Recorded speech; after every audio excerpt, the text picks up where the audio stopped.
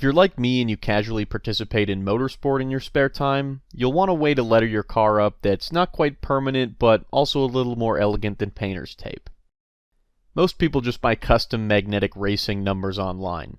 This is a great solution if you live in the US and don't get shafted on international shipping. I, however, live in Canada, and I could not believe how much the major retailers wanted for shipping. The only reasonably priced options I could find were stickers, and that's not what I wanted. So I pulled the classic cheapskate move of, fuck this, I'll do it myself.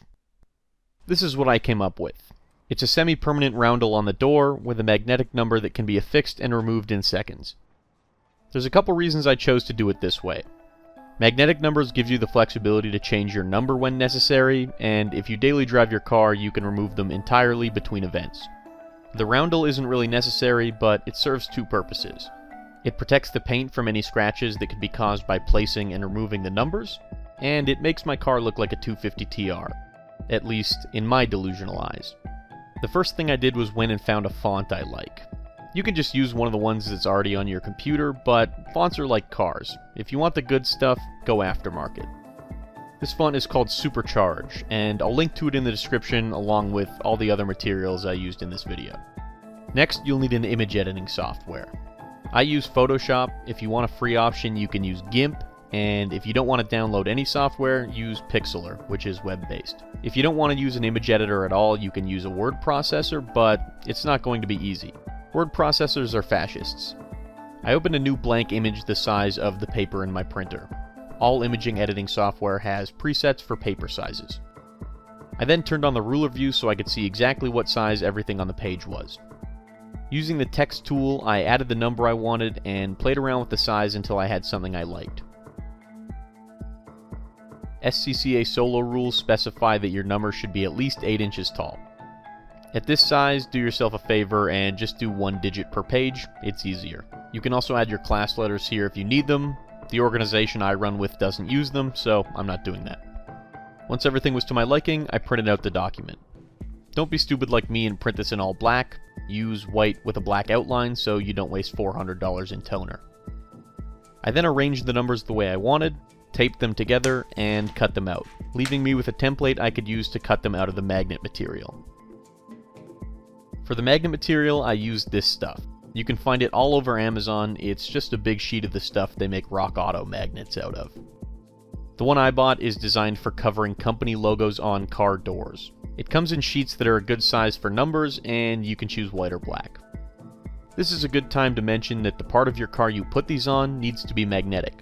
You'd think that would be obvious, but there's a lot of negative reviews from people who don't understand why these don't stick to aluminum. Using my template as a guide, I cut my numbers out of the magnet sheet. I accidentally forgot to film this part, but it's really self-explanatory. Literally 6-year-olds do this in kindergarten, so I'm sure you can figure it out. Scissors and a box cutter made short work of the job.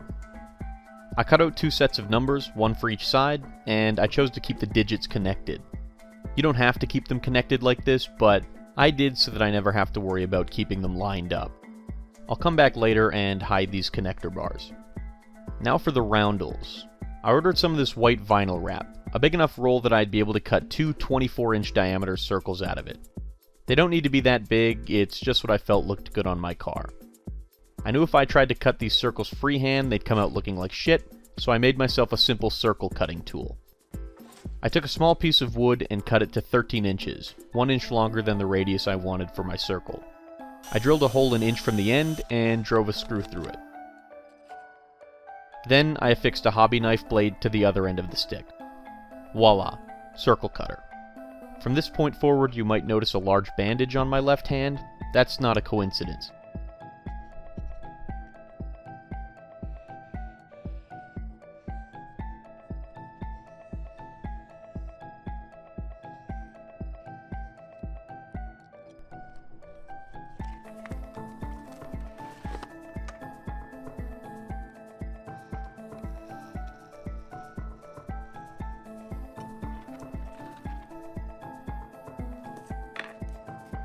Once I had my circles, I sprayed the door with some soapy water, peeled the start of the backing off, and slowly applied the vinyl to the car, scraping out bubbles and removing the backing as I went.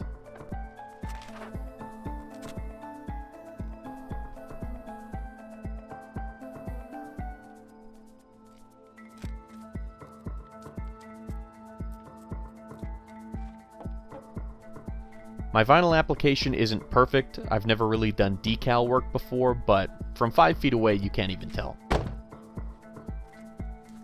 I then took some leftover vinyl and applied it to the connector bars that hold my numbers together. This will camouflage them with the background so you won't really see them.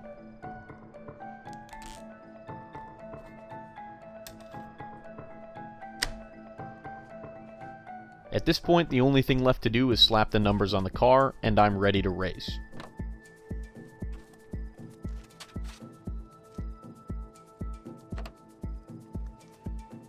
All said and done, this cost me about $80 Canadian or $60 US. For a DIY job, that's really not that cheap, but it's still cheaper than what I was able to find online, and I feel like I wound up with a better product. Time-wise, this is a short project that I was able to complete in just a couple hours the day before an autocross event. Thanks for watching. Hopefully if this wasn't entertaining, it was at least helpful. Leave a comment if you think you can guess the significance of the number 64, and I'll catch you next time.